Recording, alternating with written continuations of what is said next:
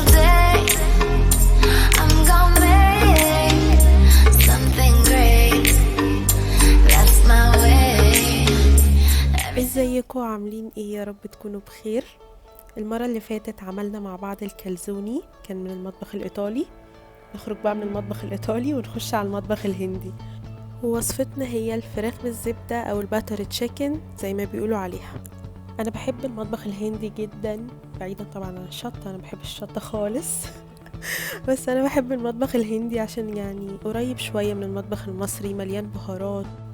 المهم عشان ما اطولش عليكم، قبل ما ندخل في الوصفة بتاعتنا ما تنسوش تعملوا لايك وشير للفيديو لو عجبكم، ولو انتوا لسه ما اشتركتوش في القناة اشتركوا وفعلوا الجرس عشان تشوفوا الوصفات اللي جاية. ويلا بينا بقى نخش على المقادير على طول. عندي صدور فراخ متقطعة مكعبات بالشكل ده، مش عايزاها كبيرة قوي عشان تستوي بسرعة. عندي كمان طماطم وبصل متقطعين صغير على قد ما اقدر، لان كده كده في الاخر هحطهم في الخلاط. كمان عندي جنزبيل وثوم مفروم. عندي هنا بهارات هتبل بيها الفراخ، ملح وبابريكا. والبهارات الاساسية عندي للوجبة كلها، عندي جرام مسلة وسكر وبابريكا. وكمان هحتاج خل ابيض وزبدة طبعا اكيد، وزيت نباتي وكريمة طهي. المقادير كلها زي ما عودتكم هتبقى مكتوبة تحت في صندوق الوصف. عندي هنا كمان رز ابيض حباية طويلة هعملها جنب الباتر تشيكن. هسيب الرز منقوع تقريبا نص ساعة. وهنا بقى هتبل الفراخ بتاعتي، هحط عليها البابريكا والملح ومعلقة الجنزبيل المبشورة ومعلقة الثوم، وهخلي المعلقة التانية دي هحطها بعد شوية. هقلب بقى الفراخ بتاعتي كويس في التتبيلة اللي انا لسه حطاها، وهسيبها على جنب تقريبا ربع ساعة عشان تشرب التتبيلة. وبعدين هحط شوية زيت او حتة سمنة على النار وهسيبها تسخن شوية. بعد كده هنزل عليها الرز بتاعي بعد ما صفيته كويس من المية اللي انا نقعاه فيها، وهقلبه. وهزود عليه البهارات بتاعتي، ملح وفلفل ومرقة دجاج، وأقلب كمان حبة. بعدين آخر حاجة هضيف المية بتاعتي وهقلبها مع المرقة وادوق طعم المية إذا كان ملحها تمام أو محتاج يتزود. وبعدين ده مقدار المية بالظبط اللي أنا عايزاه للرز.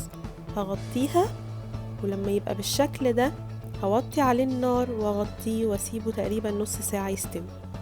دلوقتي بعد ما سبت الفراخ بتاعتي في التتبيلة نص ساعة، في حلة سخنة على النار هحط شوية من الزيت النباتي اللي عندي، ولما تسخن كويس جدا هنزل عليها الفراخ عشان خاطر تاخد صدمة وما تنزلش المية بتاعتها.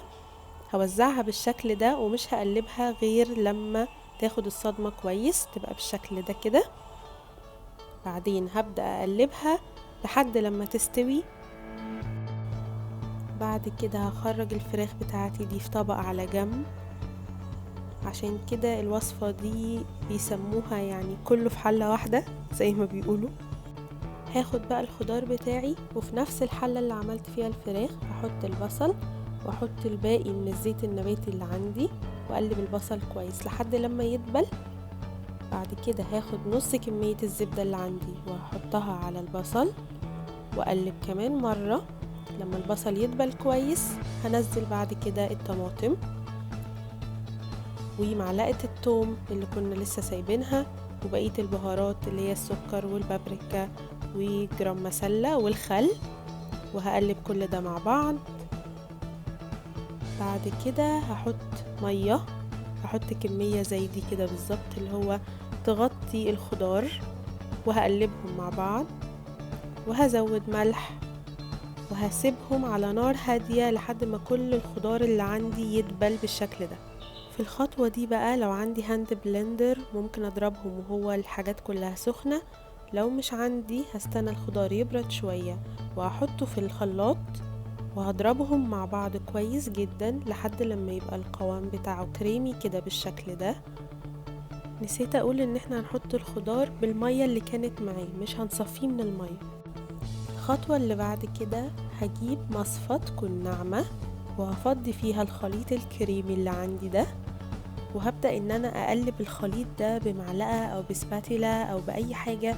المهم ان انا عايزة انزل السوائل منه من غير الشوائب او قشر الطماطم او قشر البصل.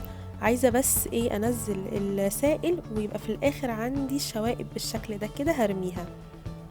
ده في الاخر هيبقى القوام اللي هيتبقى عندي بعد ما صفيته. بعد كده هرجع المرقة دي تاني في نفس الحلة اللي انا كنت شغالة فيها، هحط بقية كمية الزبدة وهحط كريمة الطهي وهقلب كل الحاجات دي مع بعض كويس. بعد كده هزود الفراخ وأقلب كمان مرة وهسيبها تاخد غلوة على النار، وبعد كده هغرفها. هقدمها بقى مع الرز الابيض البسمتي اللي احنا عملناه. مش قادرة اقول لكم ريحتها كانت حلوة ازاي، غير طعمها اللي كان زي بتاع المطاعم بالظبط. جربوها وصدقوني مش هتندموا. هزينها بكريمة الطهي من على الوش بالشكل ده وبعيدان روزماري سليمة. شكلها كان حلو جدا، طعمها احلى واحلى. حقيقي مستنياكم تجربوها وتقولوا لي رأيكم وتبعتوا لي تطبيقاتكم على صفحة الفيسبوك والانستجرام.